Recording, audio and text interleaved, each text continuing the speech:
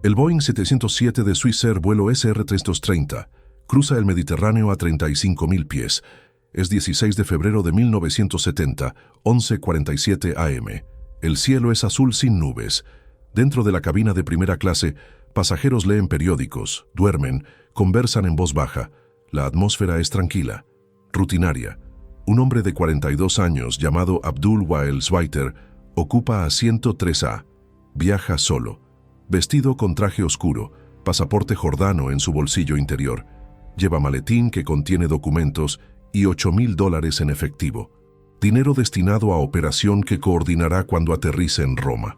Abdul no sabe que 2 asientos detrás de él, en 5C, está sentado hombre que lo ha estado siguiendo durante 6 semanas. Nombre falso en pasaporte. Rostro que Abdul nunca notó en aeropuerto de Beirut. En aeropuerto de Atenas, donde hicieron escala. Agente del Shin Bet que ha esperado momento preciso. Y ese momento está a punto de llegar. En 37 minutos, el avión comenzará descenso hacia Roma. En 43 minutos, tocará tierra. Pero Abdul Wael Zweiter nunca saldrá vivo de este avión. Morirá a 35.000 pies sobre mar Mediterráneo. Y nadie a bordo sabrá que han presenciado asesinato hasta que sea demasiado tarde para hacer algo al respecto. Esta es la historia de uno de los asesinatos más audaces en historia de aviación comercial, de cómo servicios de inteligencia israelíes decidieron qué objetivo no podía esperar hasta aterrizar, de cómo ejecutaron operación en espacio más confinado y vigilado posible, cabina de avión llena de testigos, de cómo usaron método tan sutil que muerte pareció natural durante horas críticas que permitieron escape, y de cómo investigación reveló verdad solo después de que asesinos habían desaparecido sin rastro. Si quieres más historias sobre las operaciones más imposibles del Mossad, las guerras invisibles, libradas en lugares donde nadie esperaría violencia, y los métodos que convirtieron espacios seguros en escenas de crimen perfectas, suscríbete a este canal ahora.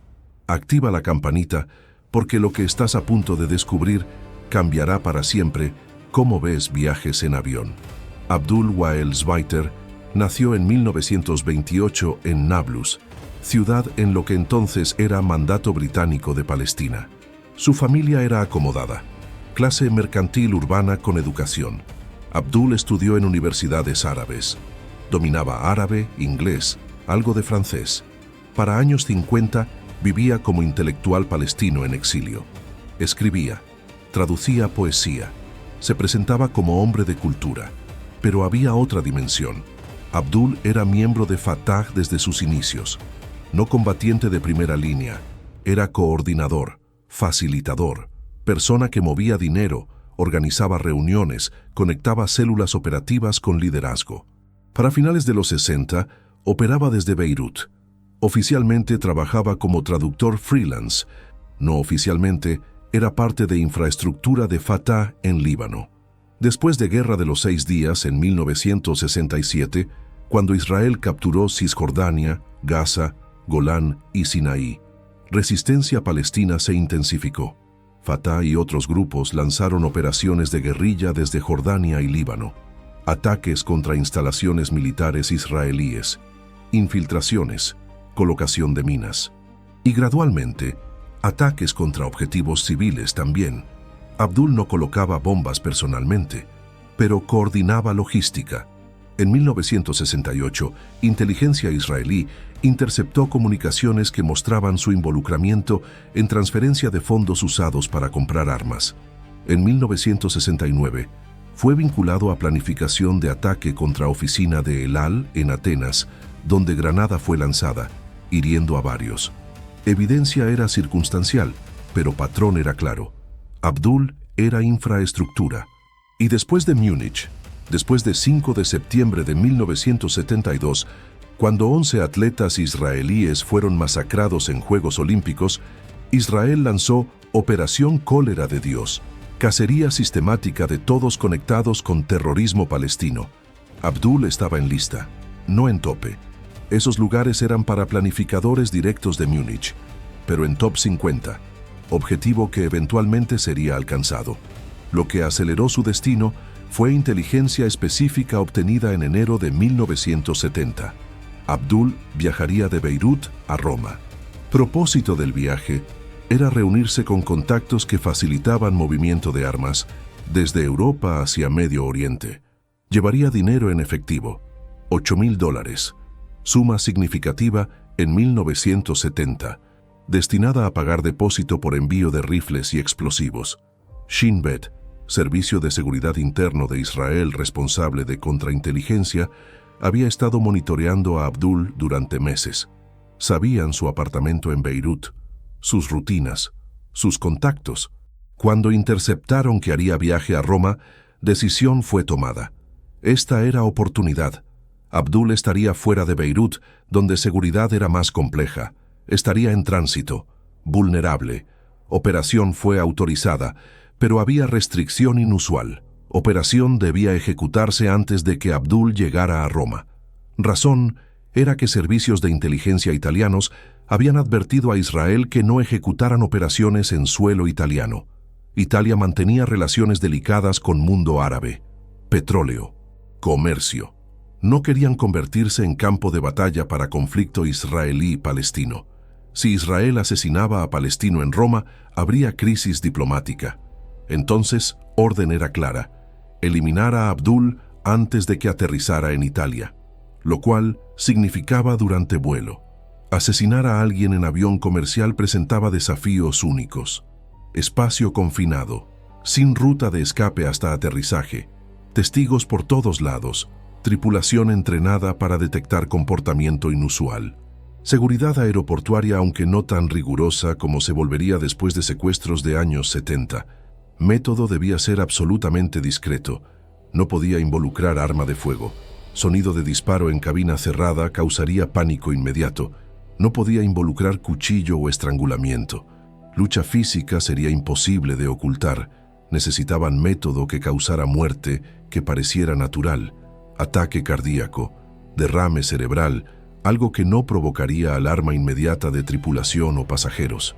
La solución vino de laboratorios de investigación de Mossad en Ness Ziona, instituto que desarrollaba armas biológicas y químicas para uso de servicios de inteligencia. Habían desarrollado compuesto que llamaban internamente agente delta 4. Era derivado de saxitoxina, neurotoxina extremadamente potente. Saxitoxina ocurre naturalmente en ciertos mariscos. Causa envenenamiento paralítico. Bloquea canales de sodio en nervios y músculos. Resulta en parálisis progresiva. Primero extremidades, luego músculos respiratorios. Muerte por asfixia cuando diafragma deja de funcionar. Lo brillante de agente delta 4 era su perfil de acción. Dosis correcta causaba síntomas que progresaban lentamente. Víctima experimentaría mareo inicial, náusea leve. Después de 15-20 minutos, dificultad para respirar, debilidad. Después de 30-40 minutos, parálisis respiratoria. Muerte en aproximadamente 50-60 minutos desde exposición. Y crucialmente, síntomas mimetizaban ataque cardíaco o embolia pulmonar. Condiciones médicas que ocasionalmente ocurren en vuelos. Altitud, presión de cabina, estrés de viaje. No era inaudito que pasajeros sufrieran emergencias médicas en vuelos. El compuesto era líquido, incoloro, sin olor. Podía ser transportado en pequeño vial del tamaño de frasco de perfume. Dosis letal era menos de 1 mililitro y había aspecto técnico adicional que lo hacía ideal. Saxitoxina se metaboliza relativamente rápido. Para cuando autopsia fuera realizada, horas o incluso días después de muerte, trazas del compuesto serían difíciles de detectar sin buscar específicamente saxitoxina. ¿Y por qué forense buscaría veneno exótico de marisco en víctima de aparente ataque cardíaco en vuelo? El agente seleccionado para operación era veterano del Shin Bet, nombre real clasificado. Lo llamaremos Dan. Tenía 34 años, hablaba árabe fluido, podía pasar por sirio o libanés. Había participado en operaciones encubiertas previas. Era tranquilo bajo presión, disciplinado, exactamente tipo de persona que podía ejecutar asesinato en ambiente de máxima presión sin mostrar estrés visible. Dan recibió entrenamiento específico para operación. Practicó administración del veneno, Método sería inyección con dispositivo que parecía bolígrafo. No jeringa médica obvia. Bolígrafo especialmente modificado. Extremo contenía aguja hipodérmica retráctil, conectada a cámara microscópica que contenía veneno. Presionar clip del bolígrafo extendía aguja y entregaba dosis. Contacto con piel de víctima por menos de medio segundo era suficiente. Pinchazo se sentiría como picadura de insecto. Molestia menor, no alarma inmediata. Dan practicó acercarse a maniquíes desde diferentes ángulos. Inyectar sin que movimiento fuera obviamente visible. Retraer aguja inmediatamente. Todo en movimiento fluido que parecía accidental, como tocar a alguien al pasar en pasillo estrecho. Vigilancia de Abdul estableció que tomaría vuelo específico, SR-330 de Swissair, Beirut a Roma vía Atenas, salida 16 de febrero de 1970 a las 9:30 am desde Beirut. Escala en Atenas, luego continuar a Roma. Dan compró boleto para mismo vuelo. Uso pasaporte belga falso. Identidad de hombre de negocios en textiles viajando a Roma por conferencia comercial. Se registró en vuelo en Beirut. Pasó por seguridad sin problemas. El bolígrafo envenenado estaba en su bolsillo de camisa. Parecía bolígrafo ordinario. No gatillaría detectores de metal. Aguja era demasiado pequeña. En 1970, seguridad aeroportuaria no incluía rayos X de equipaje de mano. Revisiones eran visuales y manuales. Bolígrafo no levantaba sospecha. Dan abordó avión. Encontró su asiento. 5C. Economía pero cerca de primera clase. Guardó su maletín pequeño en compartimento superior. Se sentó. Observó pasajeros abordando. Esperaba que Abdul apareciera. Abdul llegó 15 minutos antes de salida.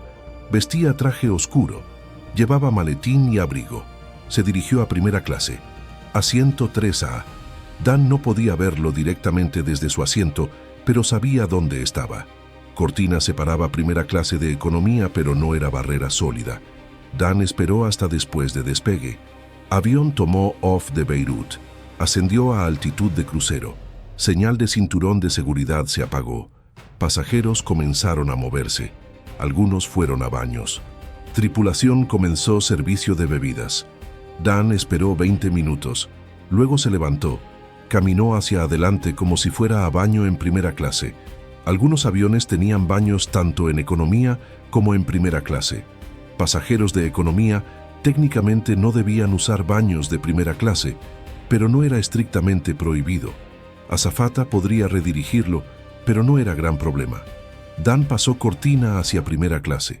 Abdul estaba en asiento de ventana, leyendo periódico. Dan caminó por pasillo. Al pasar junto a fila de Abdul, sacó bolígrafo de su bolsillo como si estuviera ajustándolo o verificándolo. En movimiento ensayado cientos de veces, presionó clip.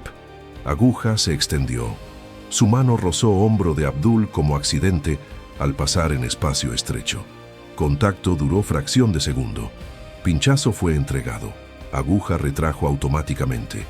Dan murmuró disculpa en inglés. Perdón, espacio estrecho. Abdul levantó vista brevemente. Asintió reconocimiento. No pareció molesto. Solo roce accidental de pasajero pasando. Dan continuó a baño. Entró.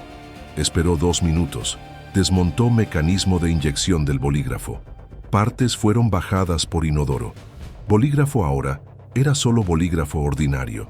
Sin evidencia, Dan salió del baño. Caminó de vuelta a su asiento en economía.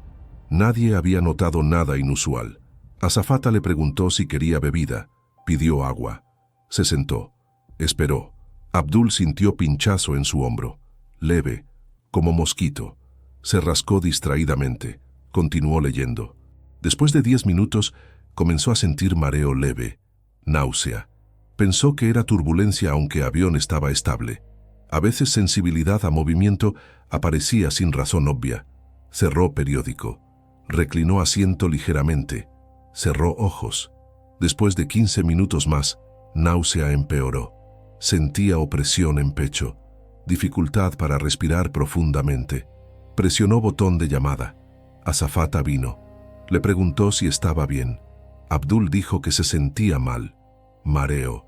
dificultad respiratoria. Azafata preguntó si necesitaba médico.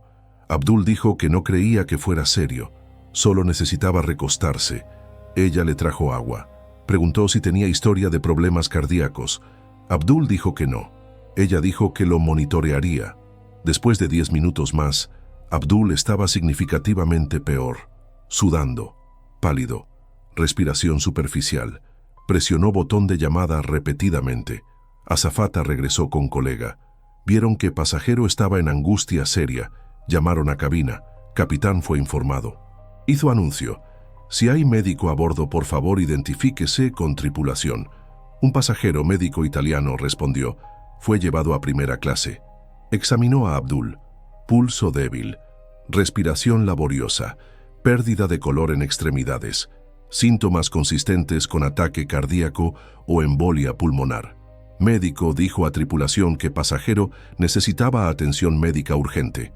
Recomendó aterrizaje de emergencia, pero estaban sobre Mediterráneo.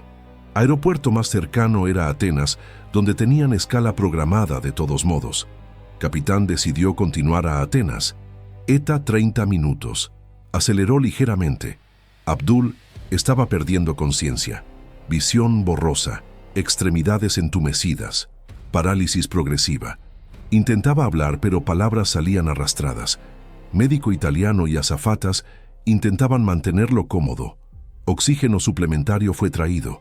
Máscara colocada sobre el rostro de Abdul. Pero no ayudaba. Daño no era falta de oxígeno. Era parálisis neuromuscular. Sus músculos respiratorios estaban fallando. Para cuando avión comenzó descenso hacia Atenas, Abdul estaba inconsciente. Respiración casi imperceptible. Pulso filiforme. Médico italiano sabía que paciente estaba muriendo, pero sin equipo de emergencia apropiado, sin medicamentos, no había nada que pudiera hacer. Avión aterrizó en Atenas a las 12:41 p.m. Ambulancia estaba esperando. Paramédicos abordaron inmediatamente. Evaluaron a Abdul, sin pulso detectable. No respiraba. Comenzaron RCP. Lo trasladaron fuera del avión en camilla. Fueron a hospital más cercano. Abdul Wael Zweiter fue declarado muerto a la llegada. Hora oficial de muerte. 1:15 p.m., 16 de febrero de 1970. En el avión, pasajeros estaban conmocionados. Muchos habían presenciado emergencia médica. Algunos estaban visiblemente alterados. Habían visto hombre morir frente a ellos. Tripulación intentaba calmar a todos. Explicaba que había sido emergencia médica. Aparentemente ataque cardíaco. Trágico, pero no inusual. Estos incidentes ocurrían ocasionalmente en vuelos. Altitud, presión, estrés de viaje. Preguntaron si alguien había notado algo inusual antes de que pasajero se enfermara. Nadie reportó nada. Abdul había estado sentado tranquilamente, leyendo. No comportamiento extraño, no confrontación, solo colapso médico súbito. Vuelo fue retrasado 2 horas en Atenas, mientras autoridades manejaban situación. Cuerpo fue removido.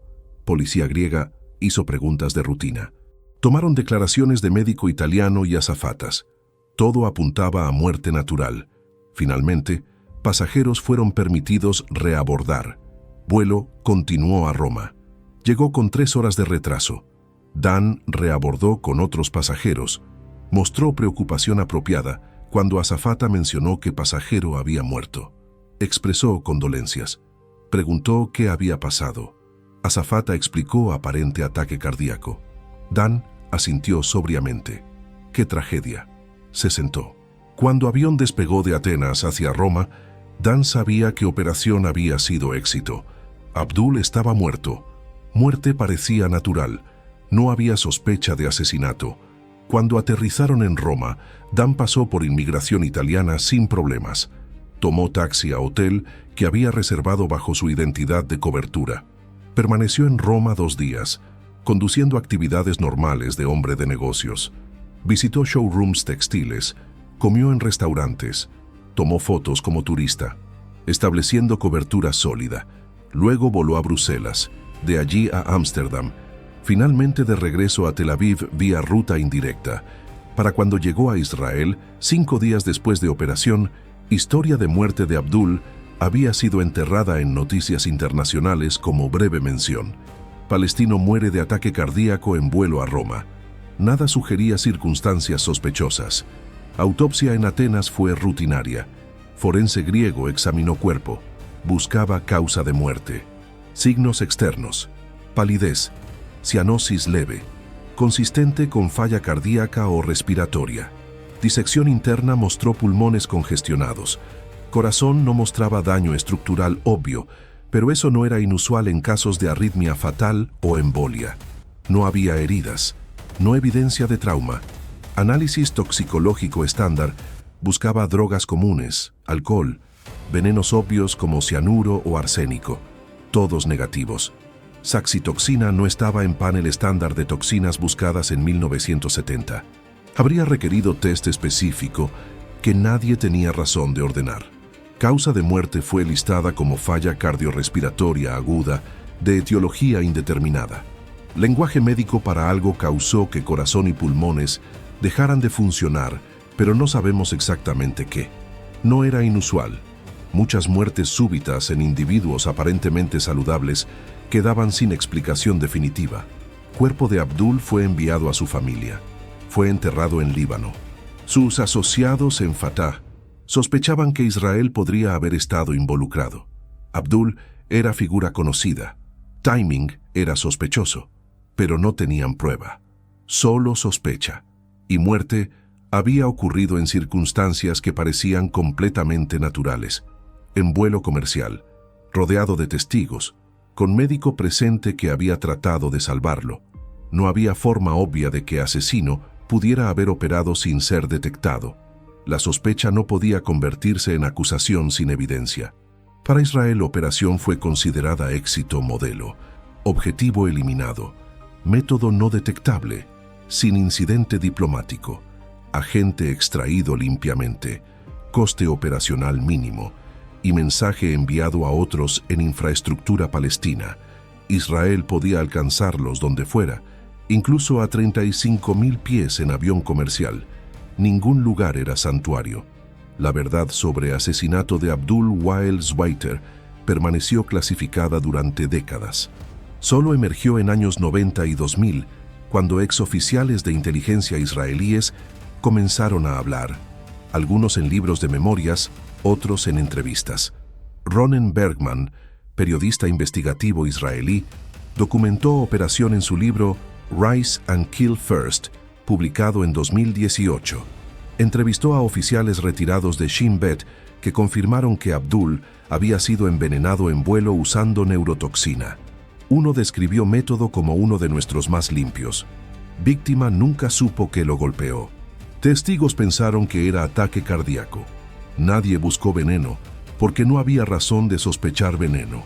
Era perfecto. La revelación generó debate sobre ética de asesinatos en aviones comerciales. Críticos argumentaban que poner en riesgo a pasajeros inocentes, aunque el riesgo de veneno extenderse a otros era mínimo, era imprudente e inmoral. ¿Qué si dosis hubiera sido mal calculada? ¿Qué si víctima hubiera tenido reacción violenta que causara pánico? ¿Qué si en convulsiones hubiera herido a otros pasajeros? Defensores argumentaban que método había sido calculado precisamente para minimizar esos riesgos. Saxitoxina no era contagiosa, no se esparcía por aire, solo afectaba a persona inyectada. Síntomas, aunque severos, no eran violentos. Víctima simplemente se debilitaba y perdía conciencia. No había riesgo real para otros pasajeros, y Abdul era objetivo legítimo. Coordinaba operaciones que mataban civiles israelíes, eliminarlos salvaba vidas israelíes. Que muriera en vuelo era cuestión de oportunidad táctica, no crueldad gratuita. El debate reflejaba tensiones más amplias sobre límites de asesinato dirigido. ¿Hay lugares donde asesinato nunca es aceptable? ¿Son aviones comerciales uno de esos lugares? ¿O cualquier ubicación es legítima si objetivo es suficientemente importante y método minimiza daño colateral? No hay respuestas universales, solo posiciones que reflejan diferentes valores sobre soberanía, seguridad y límites de violencia estatal. Para tripulación de SR-330, años después cuando Historia emergió, Fue perturbador aprender que habían estado en avión donde asesinato se ejecutó. Azafatas recordaban pasajero que había muerto, habían intentado ayudarlo, llamado a ambulancia, hecho todo correcto, pero habían sido engañadas. Lo que pensaron era emergencia médica, era asesinato ejecutado por agentes sentado filas atrás. Uno de pasajeros ordinarios que sirvieron bebidas era asesino profesional. Violaba sensación de seguridad que tripulaciones de vuelo mantenían. Su trabajo era proteger pasajeros, pero no podían proteger contra amenaza que no podían detectar. Para Swissair como aerolínea, revelación era embarazosa. Uno de sus vuelos había sido usado como escenario de asesinato de inteligencia. Sin su conocimiento, sin su consentimiento, convertía a avión comercial en arma de guerra. Establecía precedente peligroso. Si un servicio de inteligencia podía hacer esto, otros podrían también. Y efectivamente, método fue replicado. En años siguientes, hubo múltiples casos sospechosos de muertes en vuelos que mostraban características similares. Muerte súbita. Síntomas consistentes con ataque cardíaco. Causa de muerte indeterminada. No todos eran asesinatos. Emergencias médicas legítimas ocurren en vuelos, pero algunos probablemente eran operaciones de inteligencia usando métodos similares. En 1978, disidente búlgaro Georgi Markov fue asesinado en Londres con perdigón envenenado disparado desde paraguas. Veneno era ricina, toxina diferente pero concepto similar. Envenenamiento que parecía enfermedad natural. En 2006, exoficial de KGB Alexander Litvinenko fue envenenado con polonio 210 en Londres. Muerte tomó semanas. En 2017, Kim Jong-nam fue asesinado con agente nervioso VX en aeropuerto de Kuala Lumpur. Cada caso demostraba sofisticación creciente de métodos de asesinato con veneno, y cada uno rastreaba linaje conceptual de vuelta a operaciones como asesinato de Abdul, idea de que muerte podía ser administrada discretamente en espacios públicos sin detección inmediata. La tecnología ha evolucionado. Venenos modernos son más sofisticados. Algunos son diseñados para degradarse completamente en horas, dejando cero rastro detectable. Otros imitan condiciones médicas específicas con precisión que hace diagnóstico de envenenamiento casi imposible sin conocimiento previo. Y métodos de administración se han refinado. Aerosoles que pueden rociarse desde distancia. Parches transdérmicos que parecen etiquetas o calcomanías. Incluso nanodispositivos que podrían teóricamente ser introducidos en comida o bebida sin ser visibles. La carrera armamentista de toxicología continúa. Cada avance en medicina forense es eventualmente encontrado con avance en venenos que eluden detección. Para Abdul Wael Zweiter, muerte llegó a 35.000 pies, en lugar donde debería haber estado seguro, rodeado de testigos que no vieron nada, atendido por médico que hizo todo posible, pero enfrentaba enemigo invisible que no entendía. Murió pensando que sufría ataque cardíaco, confundido sobre por qué su cuerpo lo traicionaba, sin saber que había sido asesinado deliberadamente por agente que había practicado el movimiento exacto cientos de veces. Para pasajeros en ese vuelo, solo era tragedia triste. Hombre que murió en asiento cercano, recordatorio de fragilidad de vida. Algunos probablemente pensaron en él días después. Se preguntaron sobre su familia, su historia. Luego continuaron con sus vidas. Nunca sabiendo que habían sido testigos, no de muerte natural, sino de ejecución. Que azafata que pasó junto a ellos era inocente pero pasajero, en asiento 5C, era asesino. Que muerte que presenciaron fue resultado de operación planificada durante semanas, ejecutada con precisión que requería entrenamiento y recursos de servicio de inteligencia estatal. El legado de operaciones complejo.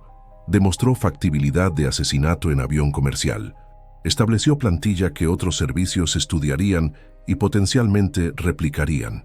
Pero también reveló vulnerabilidad de aviación civil a uso como herramienta de violencia estatal.